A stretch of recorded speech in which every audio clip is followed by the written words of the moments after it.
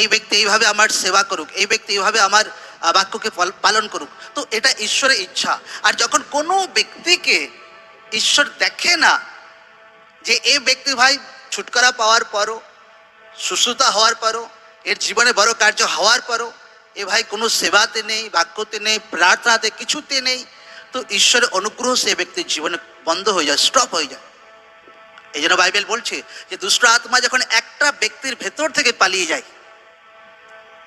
লোকরা যখন দুষ্ট আত্মা থেকে ফ্রি হয়ে যায়, বাইবেল বলছে ফির দুষ্ট আত্মা যখন ঘুরে ফিরে কোথাও ভাই জায়গায় পায় না যে ভাই কোথায় বাস করবো, কোথায় বাস করবো, ফির সেখানেই আবার ঘুরে আসতে চায় যার ভেতর থেকে বেরিয়েছে।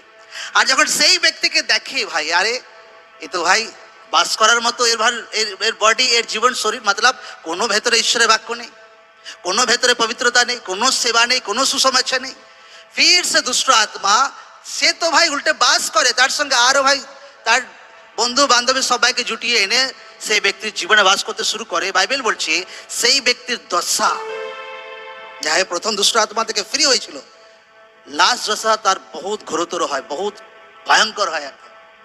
এই জন্য যখন অনেকে দুষ্ট আত্মা থেকে ফ্রি হয়েছে, নেশার আত্মা থেকে, ব্যভিচারের আত্মা থেকে, তো নিজের জীবনকে এমন বানিয়ে না রাখুক যে ফির সে আবার দুষ্ট আত্মা বাস করার জন্য রেডি হচ্ছে।